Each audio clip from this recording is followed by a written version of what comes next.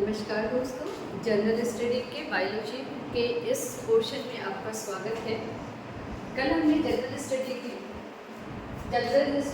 Study में वर्गीकरण पढ़ा था और वर्गीकरण में हमने 5 किंगडम्स को पढ़ा था: Monera, protista, plant, fungi and animal.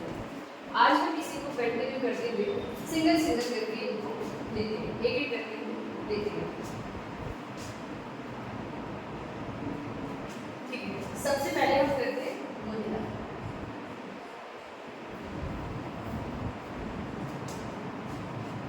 इसको कहते हैं मोनेरा। तो मोनेरा जो किंगडम है, इसमें सारे जो ऑर्गेनिज्म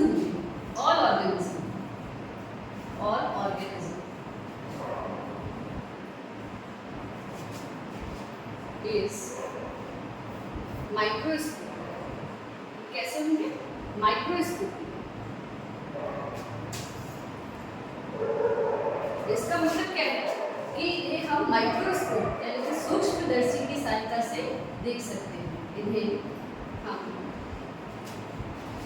सूक्ष्मदर्शी की सहायता से देख सकते हैं। सूक्ष्मदर्शी की सहायता से देख सकते हैं।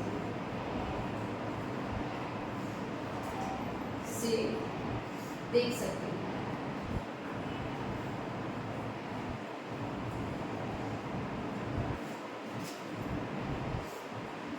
ये क्या होंगे? सारे माइक्रोस्कोपिक होंगे और इन्हें हम बिना सूक्ष्मदर्शी की सहायता से नहीं देख सकते, इसलिए इन्हें हम क्या कहते हैं? Micro organisms. इसके अंतर्गत इसके एग्जाम्पल्स हैं blue green algae, blue green algae,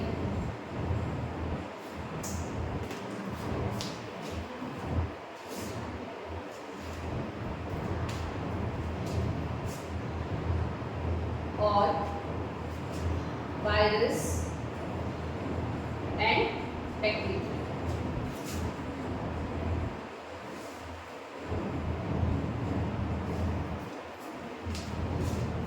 हो गई ना? ठीक है, आगे बढ़ते हैं।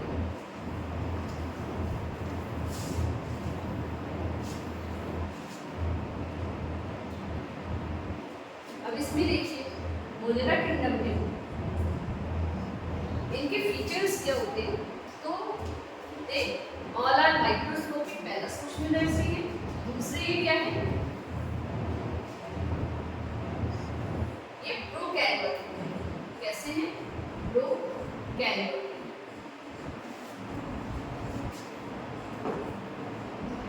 कैसे है ये? प्रोकैरियोटिक। प्रोकैरियोटिक का मतलब क्या होता है? प्रोकैरियोटिक ऐसे ऑर्गेनिज्म जिसमें न्यूक्लियर मेम्ब्रेन एब्सेंट होगी। न्यूक्लियर मेम्ब्रेन समझते हैं? ये आपकी कवर है बॉडी का, इसके ऊपर से एक मेम्ब्रेन होती है जिसे हम न्यूक्लियर मेम्ब्रेन कहते हैं। तो क्या होगा इसमें? एक तो न्यूक्लियर मेम्ब्रेन एब्सेंट होगा, न्यूक्लियर मेम्ब्रेन एब्सेंट,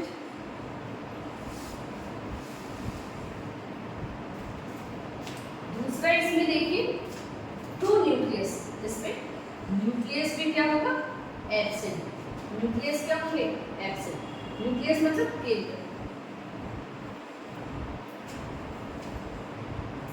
न्यूक्लियस भी क्या होंगे?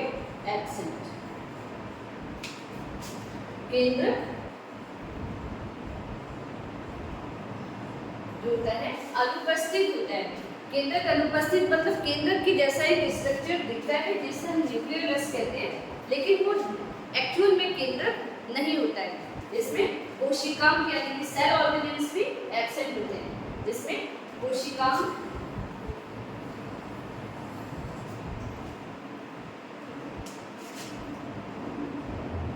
ये सेल ऑर्गेनेल्स भी एब्सेंट होते हैं।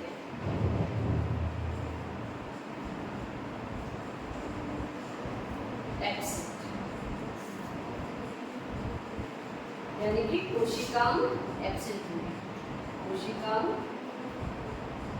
अनुपस्थित। अनुपस्थित।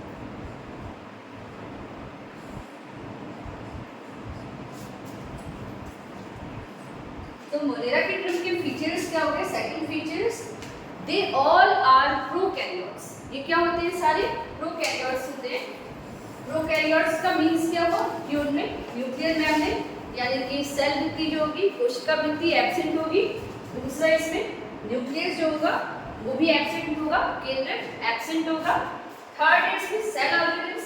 सेल ऑर्गेनेल्स का मतलब वो कोशिकाओं, तो कोशिकाओं भी इनमें क्या होंगे? एब्सेंट होंगे। तो ये मोनेरा के फीचर्स में they are microscopic, nuclear membrane absent, nucleus, true nucleus is absent. Nucleus के जैसा दिखने वाला एक और संरचना इसमें होती है जिसे हम न्यूक्लियोलस कहते हैं। जिसे हम क्या कहते हैं? Nucleolus.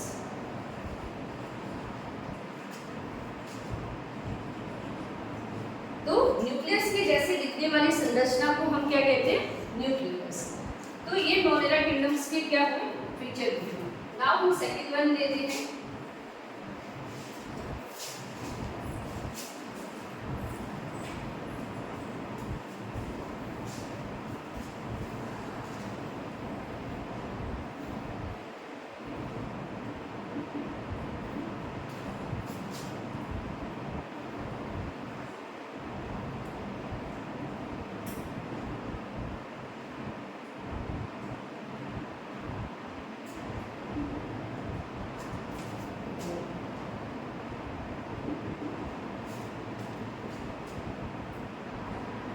Now second is protozoans. Second one is protozoans.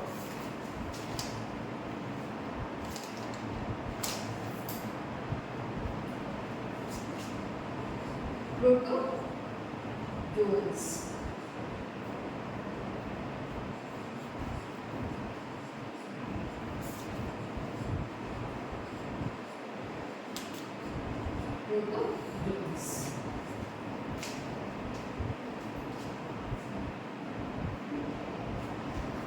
Protozoans की जो स्टडी है हम किसमें करते हैं? प्रोटिस्टा। हमारा सेकंड वन क्या था? प्रोटिस्टा। सेकंड वन क्या था हमारा? प्रोटिस्टा।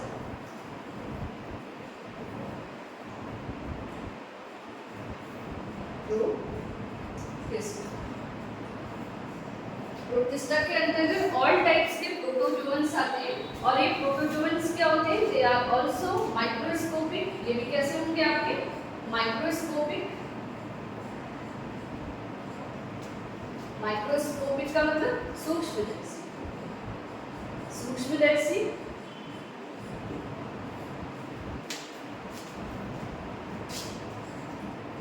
ये मिलते कहाँ हैं? They found everywhere.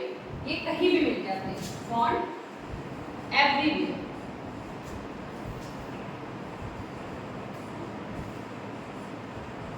ये हर जगह मिलते हैं। कहाँ मिलेंगे? ये हर जगह मिलेंगे।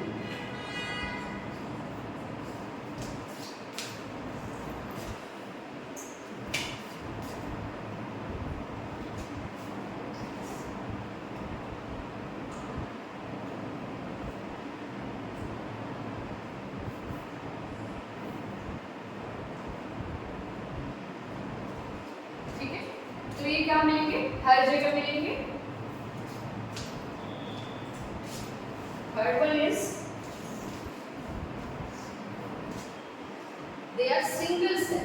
कैसे होंगे ये? सिंगल सेल, यानी कि एक ही कोशिका से बने होंगे। एक कोशिका।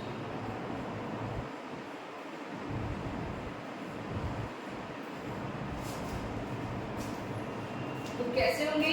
एक कोश की जीव होंगे। क्या समझ में आया? इसके एग्जांपल्स हैं।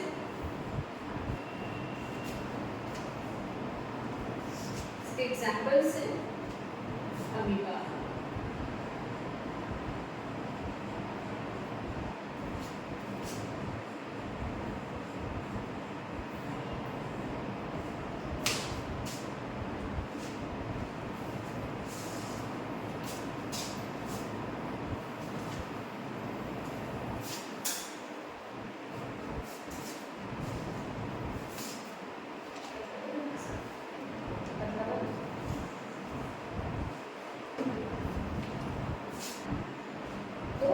सबने अमीबा देखे तो नहीं होंगे, दे आर माइक्रोस्कोपिक इसलिए, बट सभी को नोन है अमीबा का स्ट्रक्चर होता है। कैसा होता है? इस टाइप से स्ट्रक्चर होता है। इसमें एक फूड वैक्यूल होता है, इसमें एक न्यूक्लियस होता है और ये एक ही कोशिका से बना हुआ होता है। ये इसके फूड अग्रपाद यानी कि अग्रपाद है, जिससे आप कहते हैं स्यूडोपोडिया।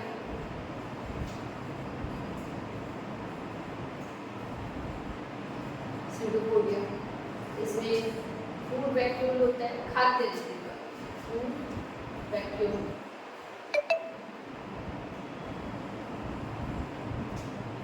खाद्य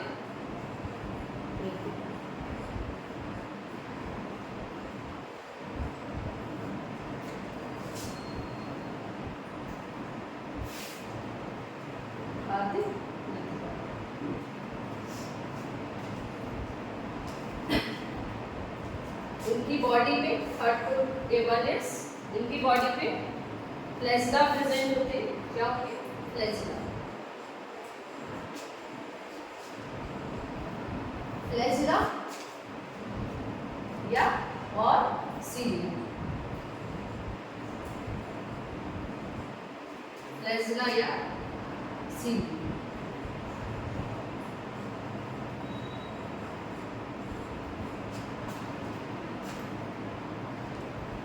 डिफरेंस क्या है फ्लैजिला एंड सीलिया? फ्लैजिला क्या होते हैं और सीलिया क्या होते हैं, ये देखेंगे थोड़ा सा।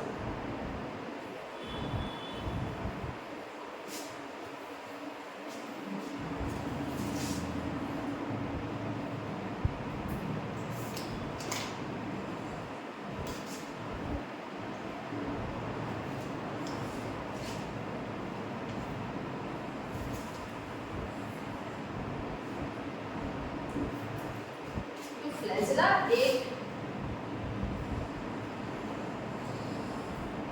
एक जंतु होता है आपका यूग्लिना,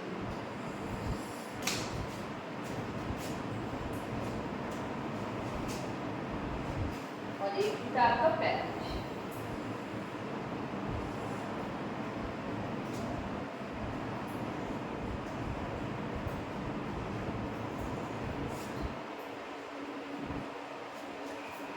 ये आपका यूग्लिना भी जो है फ्लैजिला प्रेजेंट होगा और पैरामीशियम में सीलिया।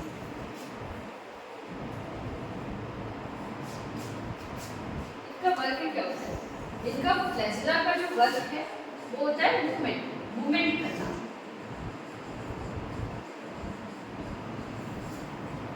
क्या होगा? मूवमेंट। तो आगे समझ में, फ्लैजिला का वर्क है मूवमेंट और सीलिया का वर्क भी है मूवमेंट। पर जब ये सीलिया सिंगल होगी, एक होगी, अगर सिंगल सीलिया को हम क्या कहते हैं? फ्लैजिला। सिंगल सीलिया को हम क्या कहते हैं? फ्लैजिला। और जब ये बहुत सारे होंगे उसको हम सीलिया कहेंगे। दोनों का वर्क एक ही है, चलने का और फूड को कैप्चर करने का, यानी कि भोजन को पकड़ने का और चलने का।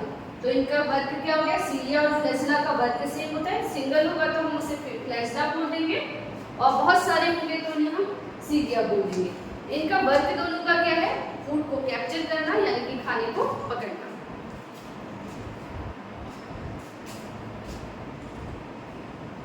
इसे हम ये देखिए चप्पल के जैसा स्ट्रक्चर दिख रहा है, इसलिए ह्यूमन स्लीपर्स भी कहते हैं। ह्यूमन स्लीपर्स, ह्यूमन स्लीपर्स, क्योंकि मानव के चप्पलों जैसा दिख रहा है इसलिए इसे हम क्या कहते हैं? Human sleeper. तो ये आपके हुए प्रोटोजोन्स।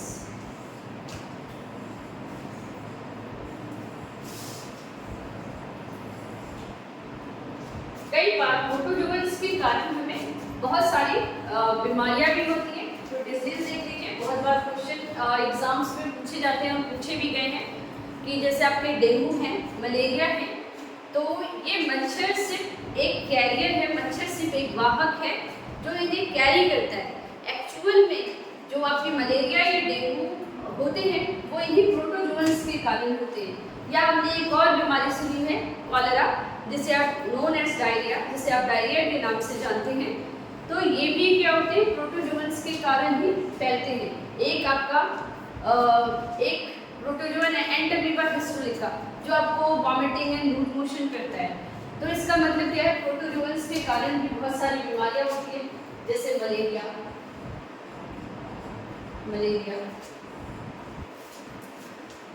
डेंगू,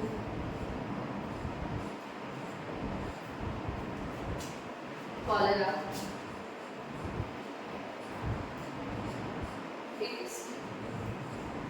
तो ये सारी बीमारियां हमें किसकी वजह से होती है, इन प्रोटोजोअन्स की वजह से।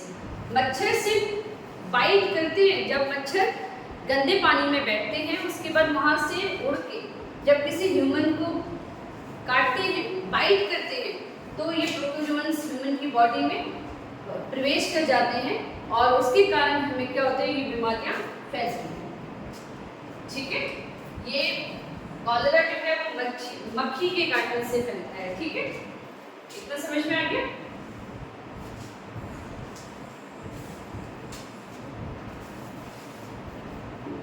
Next one is fungi, third one is fungi. Fungi को आप कवक के नाम से जानते हैं। इससे पहले के जितने भी हमने किंगडम्स पढ़े सारे क्या थे, सिंगल सेलुलर, एक ही सेल से बने थे। और जो फंगी है वो फर्स्ट ऐसी किंगडम है जो बहुत सारी मैनी सेल्स से ये बने हुए हैं, बहुत सारी कोशिकाओं से बने हुए हैं। तो फंगस का पहला फीचर हो गया, दे आर बहुकोषीय, ये बहुकोषीय किंगडम है। इससे पहले हमने जितने भी देखे वो सारे कैसे थे, एक कोशिकीय थे, लेकिन फंगी फर्स्ट ऐसा किंगडम है जो क्या है, बहुकोषीय है। ये क्या है, बहुकोषीय है। और ये जो है ये सड़ी गली चीजों पे उगते हैं। कहाँ उगेंगे, सड़ी गली चीजों पे, सड़ी गली जगहों पे।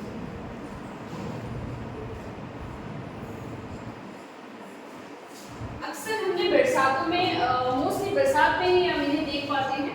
तो बरसातों में हमने ऐसे छतरी के जैसे अम्ब्रेला लाइक स्ट्रक्चर, छतरी के जैसे स्ट्रक्चर वाले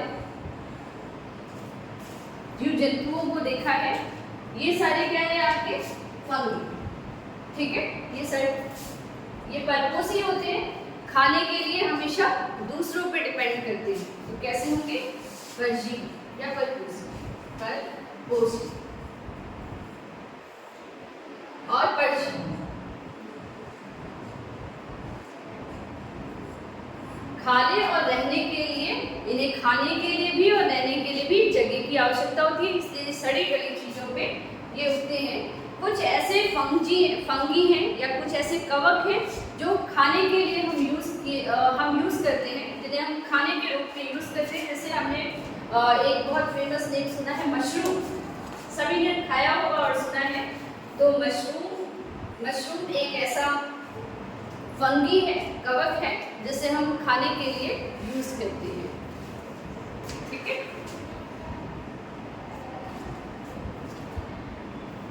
हो गया ना। ठीक है, नेक्स्ट करते हैं।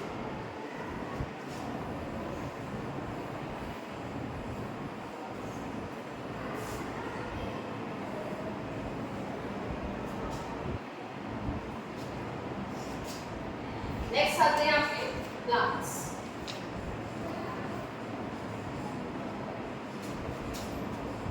ये भी बहुकोषीय है।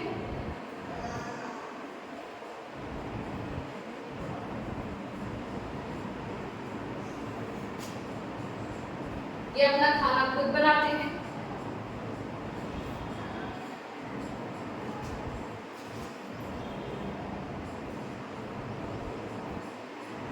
ये अपना खाना खुद बनाते हैं, इसीलिए इन्हें क्या कहते हैं, स्वपोषी।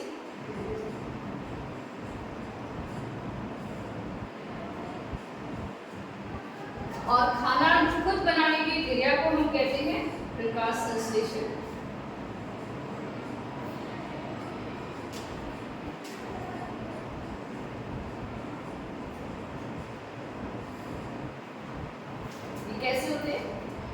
काले रंग के,